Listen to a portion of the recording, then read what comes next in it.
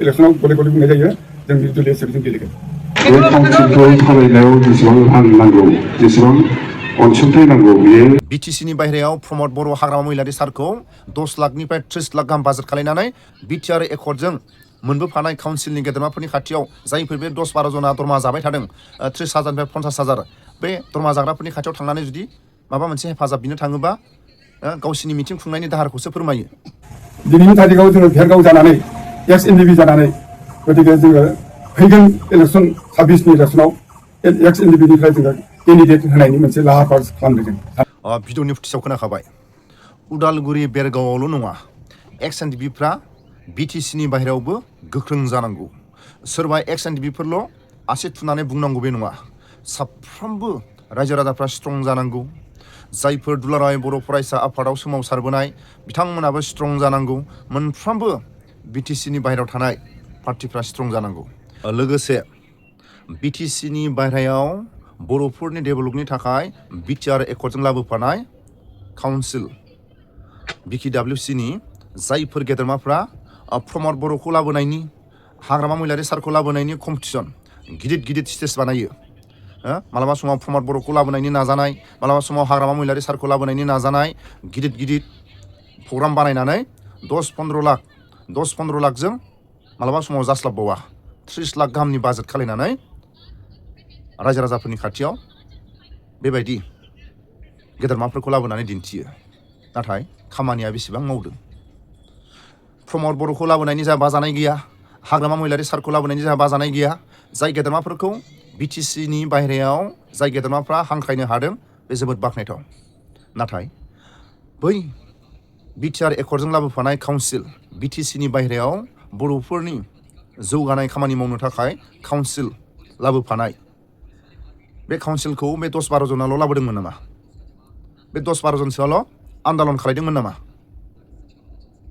दुलाराय बर' फरायसा आफादनि स्ट्रं सोमावसारनाय एक्स एनडिपिफोरनि स्ट्रं सोमावसारनाय रायजो राजाफोरनि सोमावसारनाय एक्सपेल्टिफोरनि सोमावसारनाय भलन्टियार आबसुनि सोमावसारनाय गासै बर'फोरनि सोमावसारनायखौ स्ट्रं गले गले एकर्डनि उनाव एकर्डनि उनाव बेबायदि बिटिसिनि बाहेरायाव बर'फ्रा स्ट्रं आन्दालन खालायबाय थानायखौ दिल्लीसिम स्ट्रं आन्दालननि थाखाय बिटिआर एकर्डजों काउन्सिलखौ जाहाथे बर'फ्राबो बिटिसिनि बाहेरायाव जौगाथों नाथाय जोंनि नुनाय जोंनि खोनानाय जोंनि नुबाय थानाय नुथायाव हाग्रामा महिलारि सारखौ समायना रमायना स्टेज बानायनानै 10 लाखनिफ्राय 30 लाख गाहाम बाजेट खालायनानै सानसेनि हाबाफारियाव बेबायदि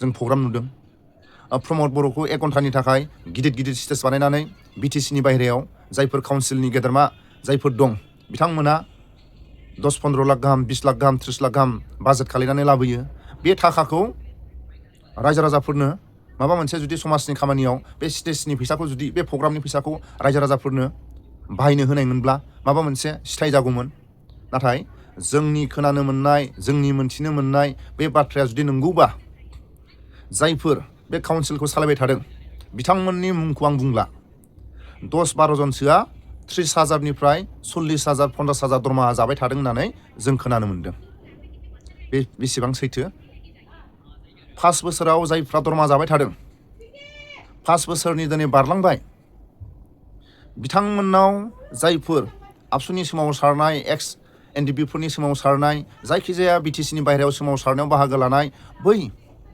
आन्दलनकारिफ्रा दरमा जाग्रा मानसिफोरनाव जुदि माबा मोनसे हेफाजाब बिनो थाङोबा जोंहा मिटिं खुंनायावनो जोंहा दाहार जानानैसो दं होननानै बुङो जाहैदों मा दरखारमोन 10 लाख 15 लाख 20-30 लाख थाखा गारनानै प्रग्राम बानायनो 1 घन्टानि थाखाय फिल्डआवनो गसंनानै हाग्रामा महिलारि सारा रायजो राजाफोरजों दान्दिसे सम मोजां गाज्रि सावरायनो हायो बोसोरसेनि उनाव खेबसे फैयो बोसोरनैनि उनाव खेबसे फैयो बोसोरबानि उनाव खेबसे फैयो सोरबा प्रमद बर'आ 6 मासनि उनाव खेबसे फैयो बोसोरथामनि उनाव खेबसे फैयो बे 1 घन्टानि थाखाय फिल्डआवनो रायजो राजाफोरजों दसे सम रायज्लायनानै थांनो हायो बे आधा घन्टा 10 मिनिटनि थाखायनो 10 लाखनिफ्राय 30 लाख गाहाम बाजेट खालायनाय मा लाब जाखो नाथाय बै 10-12 जना गावसिनि पावारखौ दिन्थिनो थाखाय गिदिर प्रग्राम बानायनानै रायजो राजाफोरखौ इलेक्सन फैयोबा रायजो राजाफोरनि बेनारखौ लानानै दाम दर खालायनो थाखाय बिथांमोना साखाफारा जायो इलेक्सन खाथि फैयोबा गिदिर स्टेज बानायबाय बिथांमोनखौ जाय गेदेरमाफोरखौ लेंहरबाय सोरबा प्रमद बर'खौ लेंहरबाय सोरबा हाग्रामाखौ लेंहरबाय सोरबा आसामनि माखासे मन्त्रि एमएलएफोरखौ लेंहरबाय बेबायदि रायजो राजाफोरखौ बेनार खालायनानै दाम दर खालामनो नाजाबाय थायो बिनि थाखायनो आं खावलायो जोंनि मोनथिनो मोननाय जोंनि खोनानो मोननाय बिथांमोना 30,000निफ्राय 50,000सिम दरमा जायो होननानै जों खोनायो मास मोनसेयाव बा बे 10 जना जुदि 40,000 खरि मोनोबाबो मास मोनसेयाव बेसेबां थाखा जायो बै थाखाखौ बिथांमोना सासेयाव 10,000 गालांबाय थायोबाबो बिटिसिनि बाहेरायाव थानाय जायफोर आन्दलनाव बाहागो लानाय जायफोर फरायसुलाफोरनि फरायनायफोरनि जेंनायाव हेफाजाब होनो हायो नाथाय बिथांमोना बिटिआर एकर्डजों मोनबोफानाय काउन्सिलनि खुंथायखौ मोननाय लोगो लोगो बिथांमोननि गासैबो जुथानिफ्राय लानानै गस्लानिफ्राय लानानै आखाइनि घरिनिफ्राय लानानै थाग्रा रुमनिफ्राय लानानै गारि गुरा सोलायजोब्बाय बिथांमोना गाव गावनि दरमाजों बेसेबां गावनि गाननाय जोमनाय गावनि उन्दुनाय न' बिथांमोननि गारि गुराया बे दरमाजों 5 बोसोराव माबायदि मोनो बिथांमोना 5 बोसोरनि दरमाजों माबायदि गारि बायनो हागोन बिथांमोना गाव गावनि थानायनि न' स्टाइलखौ माबायदि लानो हागोन बिथांमोननि गारिखौ नायोबाथ' बिथांमोना खमावबो मास मोनसेयाव 1 लाखनि बारा दरमाहा जानांगोन बिथांमोननि थानाय बिथांमोननि गाननायखौ नायोबाथ' बिथांमोना 1 लाखनि बारा दरमाहा जानांगोन दे 30,000निफ्राय 40,000 40,000निफ्राय 50,000 दरमाहा लादों जायखिजाया समाव बिटिसिनि बाहेरायाव बर'फोरनि समस्याखौ समाधान खालामनो थाखाय दरमाहा जादोंबा रायजो राजाफोरनि बेनारखौ लानानै रायजो राजाफोरनि जेंनायावबो हेफाजाब होनांगोन मालाबा समाव एक्स-एनडिपिफोरनि माखासे मेल मिटिङाव माबा मोनसे हेफाजाब बिनो थाङोबाबो माबा मिटिङाव दाहार जानानै थादोंनो बा बिथांमोना दाहार जानानै दिनैसिमबो सुख'नो हायाखै बेफोरखौसो फोरमायो आरो गुबुन गुबुन माखासे बिटिसिनि बाहेरायाव थानाय रायजो राजाफोरनि समस्यायाव रायजो राजाफ्रा माबा मोनसे हेफाजाब बिनो थाङोबा माबा गावसासो मिटिं खुंनायनि दाहार जानानै दंनो मा दरखारमोन 5 लाख 10 लाख 20 लाख 30 लाख 1 घन्टानि थाखाय बिटिसिनि बाहेरायाव प्रमद बर'खौ लाबोनो थाखाय 20 लाख 30 लाख थाखा गारनो पेन्डेलनि नामाव हाग्रामा महिलारि सारनि नामाव बे गेदेरमाफोरखौ लाबोनो हादों बिटिसिनि बाहेरायाव बुंनांगौ जेबो गैया बोसोरसेनि उनाव खेबसे फैयो 6 मासनि उनाव खेबसे फैयो बोसोरबानि उनाव खेबसे फैयो बे फैनाय खिनियावनो जुदि 10 लाखनिफ्राय 30 लाख गाहाम बाजेट खालायोबा मा जानो नाथाय बे 10-12 जनसोआल' जायफोर दरमा जाग्रा मा बिटिसिनि बाहेरायाव बिसोरल' सोमावसारदोंमोन नामा एक्स-एनडिपिफ्रा सोमावसाराखै दुलाराय बर' फरायसा आफादा सोमावसाराखै बिटिसिनि बाहेरानि बर'फ्रा सोमावसाराखै बिनि थाखायनो आं खावलायो साफ्रोमबो बिटिसिनि बाहेरायाव थानाय एक्स-एनडिपिफ्रा स्ट्रं जानांगौ जायफोर काउन्सिलनि खुंथायाव थानानै जायफोर दरमा जाबाय थादों बिथांमोनखौ मा अबे मेल मिटिङाव थाखाखौ खरस खालायदों मा खामानि मावनानै बेसेबां लाबोनो हाखो काउन्सिलनि माखासे बाजेटआ बेफोरखौ हिसाब लानायनि दिनैनि समाव फैबाय सोरबा एक्स-एनडिपिल' नङा बिटिसिनि बाहेरायाव थानाय साफ्रोमबो रायजो राजाफ्रा स्ट्रं नोजोर होनांगौ बिथांमोना बे 10-12 जनसोआल' मा सोमावसारदोंमोन नामा बे काउन्सिलखौ दैदेनबाय थानाय बिटिसिनि बाहेरायाव बिटिआर एकर्डजों मोनबोनाय बै 10-12 जना दरमाहा जाबाय थादों होननानै जों खोनादों बिथांमोननि बिबानखौ सोलायनो थाखाय लेखा गोरोंफ्रा सांग्रां जानानै था लेखा गोरोंफ्रा आसि थुनानै बाथ्राखौ बुं लेखा गोरोंफ्रा बिथांमोननि बिबानखौ जाहाथे सोलाय सोलु खालायनो थाखाय स्ट्रं जा जेनेबा बे काउन्सिलखौ सालायनायाव जेसेबां रां नांगौ जेसेबां अनसुंथाइ नांगौ बियो खम जादों होनना बुंदों खम आं दा हेलिकप्टारावनो बिथां केबिनेट मिनिस्टारजों रायज्लायलांगोन बे गुवाहाटि बेलतला सार्भेनि बे न'खौ जोङो बर' कसारि वेलफेयार काउन्सिलाव जालदा ओरै हगारखाबाय मानो फैसा नांगौ स्पष्ट बुंबाय आङो 2030आव इउपिपिएलआ गाव हारसिं सरकार जानो हानाय एमसिएलए मोनगोन आरो रावखौबो लोगो लायालासिनो जों सरकार दागासिनो थांनाय बिसायख'थियाव माखासे षड़यन्त्रनि गेजेरजों इउपिपिएलखौ फेजेननाय जादों जोंजों थाफाग्रा जोंजों सरकार सामलायग्रा जोंनि साखाथि फाखाथि थाग्रा माखासे मानसिफ्राबो हेंथि माखासे थासारि सोमजिहोनानै जोङो थांनाय बिसायख'थिया गाज्रि जानो गोनां जादों नाथाय रायजो राजाया जोंजों दङ जोंहा भटआ खमायाखै जोङो एबारबो 1% भट आरो बारा मोनदों बिटिसिआव इउपिपिएलनि भटआ मालाबा खमायाखै रायजोफोर बबेयावबा 200 बबेयावबा 150 बबेयावबा 500 बबेयावबा 1100 बबेयावबा 800 बेबायदियाव जों माखासे समस्थियाव जेननो गोनां जादों नाथाय जोंनि थांखिया बेनो जे गोलाव बोसोर सोमावसारना फैनायनि उनाव दिनै बिटिआर एकर्डआ 100% इमप्लिमेन्ट जानांगोन बिटिसि एकर्डनिबो माबा थालांदोंबा बेखौबो जोङो इमप्लिमेन्ट खालामनो थाखाय खामानि मावगासिनो दङ मुंख्लंफोरनि थाखाय अनसुंथाइ होनाय हाबाफारिखौ जोङो 5 बोसोरावनो 80% मावफुंलांदों। बिनि अनगायै जायफोर जोंहा एनडिपिनि न'आव फैबाय बिथांमोनाबो प्राय गासैबो जेसेबां मोननांगौ रिहेबिलिटेसनखौ मोनदों। केस माखासे उइथड्र जादों। जोंहा माखासे फरायसालि गायसननो हादों। सनितपुर बिश्वनाथ गामिफोरखौ सोनो हादों। दा फैबाय थानाय समाव जोङो आरोबाव जोंहा सानै लोकसभायाव सासे आरो रायजोसभायाव सासे एमपि दङ, एमएलए 7 जन दङ आरो बे गासैबो लोगो नांनानै थांनाय 5 बोसोर हारिनि थाखाय खामानि मावदों। फैबाय थानाय समावबो जि थांखिखौ लानानै इउजि ब्रह्म बिथाङा दादोंमोन जे बेवहाय रायजो जानाय हारिफोरनि खामानि मावनो आरो बर' माहारिनि खामानि मावनो। दा जोंनि हारिनि थाखाय बिथाङा मन्त्रि जाहैनानै सोलोंथाइनि बिथिङाव गुबुन गुबुन बिथिङाव गोबां आसाम एसेम्ब्लियाव खामानि मावनो हादों। जौगानायनि थाखायबो गोबां आसनि लानो हादों। दिनै लामानि आसनि, सेरिकालचारनि आसनि, बहाबा स्टेडियाम गायसननाय, दैमा खुरख'नाय बायदिसिनाफोरखौ गोबां खामानि मावनो हादों। हारिनि थाखायबो मावदों, राव थुनलाइ जौगानायनि थाखायबो मावदों, सोलोंथाइ जौगानायनि थाखायबो मावदों। बिटिसियावनो जा, आसामावनो जा, दिल्लीयावनो जा। दा नंखायनो नोंथांमोना नुदों 17 बोसोराव दिल्लीयाव मुसुखा गायसननो हायाखैमोन बड'फानि। जोंनि समाव जों मुसुखा गायसनहैदों, लामा बानायहैदों बड'फानि मुङाव आरो गोबां खामानि जों जायफोरखौ आखायाव लादों बे मोनफ्रोमबो खामानिखौ जों मावफुंजोबदों। आइजोफोरनि मुङाव मोजां मोजां जों आसनि बानायदोंमोन। बे आसनिफोरखौ बिथांमोना दानजोबनानै होबाय। दा बे फैसाफोरखौ साप्लाय होनानै जागोन। सिगांनि नंखाय साप्लायफोरनि बिलफोरखौ होनो हमबाय। बै समाव जोंखौ बखिदोंमोन, बड'लेण्डखौ फानबाय, हारिखौ फानबाय। दिनै बिथांमोनखौ नाय, जाय बिथांनि दैदेनगिरिनि उनथिं गसङो बियो जोंनि ओनसोलनि नङा, जोंनि हारिनि नङा, जोंनि जायगानि नङा। बिथांमोननि दिनै गासैबो पलिसि बानायग्रायानो बाहेरनि गोजा, कन्ट्रेक्टराबो बाहेरनि गोजा, गासैबो बाहेरनि गोजा। 29 सा मोननानै मानो बिथांमोना दिनै सरकार दानायाव मालायनि मदद लानांगौ जाखो?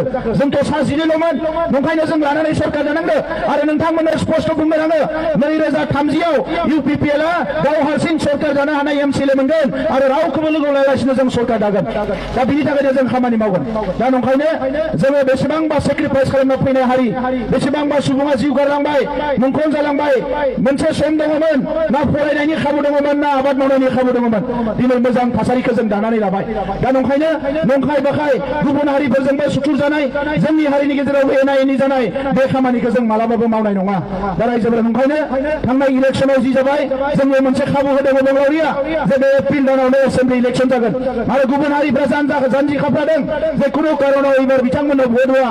दा नंखायनो जोंनि हारिनियाबो हारि रैखाथिनि बाथ्रा दङ। नोंथांमोना नुदों मालाबा हाबो फाननो नागिरो, माबा माबि फाननो नागिरो। दा नंखायनो हारिखौ रैखाथि होनो थाखाय बयबो क्लियार रायजो राजानि गेजेराव सावराय आरो हारिखौ रैखाथि होनो थाखाय इउपिपिएलनि एमएलएखौ देरहा होफिननांगोन। बेसो जोंनि थांखि जानांगोन। नंगौना नङा? नंगौ, ठीक আছে। बेखौ नायफिना जोंनि समाव मा जादों नालाय खबरबो लाफैया। एरियायाव मा जादों, एरियायाव मा डेभेलप जादों, मा जायाखै बेखौ नायफैयाखै। दिनैसिम डेभेलपआनो जायाखै। 34 इयार्स माबाबाय जोङो संग्राम खालामबाय। बिनियाव 2027आव सुक्तिया जाबाय। जानायनि उद्देश्यआ सान्ति, गासिबो फोरोंजोबगोन होननानै सान्ति सुक्ति खालामबाय। बिनि उनाव बिनि असान्ति बादि जानायसो मोनदों आङो। मानो होनबा जोंनि न'खरा सोरबा सासे एनडिपिनि गेदारनि न'खरा जेसेबां हाया जानांदों, दा बेखौ न'खर गारनानै थांनानै जातिनि खाथिराव नांदोंमोन, जातिनि खाथिराव आन्दलन बारसोमदोंमोन। बे बारसोमनायनि मिनिङा लेस जाबाय। दा बेखायनो दिनैनि थारिखआव जोङो भेरगाव जानानै, एक्स एनडिपि जानानै, गतिके जोङो फैगोन इलेक्सन 26नि इलेक्सनाव एक्स एनडिपिनिफ्राय जोङो केन्डिडेट होनायनि मोनसे लाहार फाहार खालामदों, जों सानदों आरो। दा गतिके बेयाव जोङो ओंखारगोन, ओंखारनानै न'आव हाबगोन। जोंनि जेसेबां मुंख्लं न'खरनि परियाल दं बेयाव हाबनानै जोङो रायलायगोन, मा बिनिमय खालामगोन। बेयाव देरहानाय जेननाय थागोन। दिनैसिम 4 बोसोर थांबाय, 5 बोसोर थांबाय। दिनैसिम जोंनि थैनाय शहीदफोरनि शहीद बिदि खालामनो थाखाय, मुंख्लंफोरनि थाखाय जिरायनो मोनसेबो सायाबो लुनाय होनो हायाखै। गतिके बेखौनो जों दुखु मोनदों। मानि जाहोनाव हायाखै आं बेखौनो बुंनो सानो। बेखौ बुंनानैबो आगार मोनला जाहैबाय जों। गतिके जोङो बेखिनिखौ लानानै जोङो थांखि लादों जे जों फैगोन इलेक्सनाव निस्सय जोङो देरहागोन। आरो देरहानायनि उद्देश्यआनो जादों रायजो राजानि सायाव। बेयाव एनडिपिल' नङा, एक्स एनडिपिल' नङा, न'खरजों जों जनजाति आन जनजाति भागा भागिनि खोथा गैया। गासिबो जोङो मत बिनिमय लागोन। बिनि थाखाय आं बेखिनिखौ बुंबाय आरो। जों बिनि थाखायनो जों दा दिनै निर्दलीय गेलेगोन होननानै, निर्दलीय हिसाबै गेलेगोन होननानै जोङो प्रस्टुत जादों। गतिके जों बहुद खस्थ' मोनदों, रायजो राजायाव मोनफादों। गतिके बयहाबो गांनाय उखैनाय दङ। जोंनि किसुमान थैनायफोरनि शहीदनि माबाखौ फुरान खालामनो हायाखै होननानै आं सानदों। दा बेखौ फुरान खालामनांगौब्ला बयनिबो मदद नांगोन। बयबो मदद होनांगोन आं बेखौनो बुंबाय आरो जोङो फैगोन 26नि इलेक्सनाव गले गले बुंनाय जायो जों निर्दलीय हिसाबै जों गेलेगोन जों बेखौनो खालामदोंमोन इसेबां जों जिथिया सुक्तिया एकरा जायो बिदिनो इलेक्सन गेलेयो बेयाव जों गासिखौबो राजनैतिक भाबै जों सहाय खालामदोंमोन एक्स एनडिपि हिसाबै सहाय खालामनाय सत्ताव जों नेदोंमोनबो जायाखिसै जोंनि साननाय मथे जायाखिसै रायजोनि साननाय मथे जायाखिसै न'खरनि किसुमान थैनाय न'खरनि गार्जेनफोरनि साननाय बायदि जायाखिसै जों मोजां लुबैदोंमोन माबा मोनसेब्लाबो होनानै सान्त्वना खालामनो हागौमोन जिखिनिखौ सोंनोसै बयनिगावनो साननायावनो फैयासै नामा होननानै आं सानो आरो दा गतिके बेखौ रायजो राजाखौ बिजिरनांगोन भटखौ होनानै जोंखौ फेजेननो सोरखौ देरहायो गतिके जों निर्दलीय हिसाबै जों गेलेगोन बे प्रस्तुत बेखौ एखे खाथां होननानै बुंनानै होखाबाय जों जेथियानो जों गायनाय जागोन जों सोरखौ गायसननाय जागोन सोरखौ फसंनाय जागोन जों बिनि माबाखौ जोङो क्लियारै भाबै जों बुंनो हागोन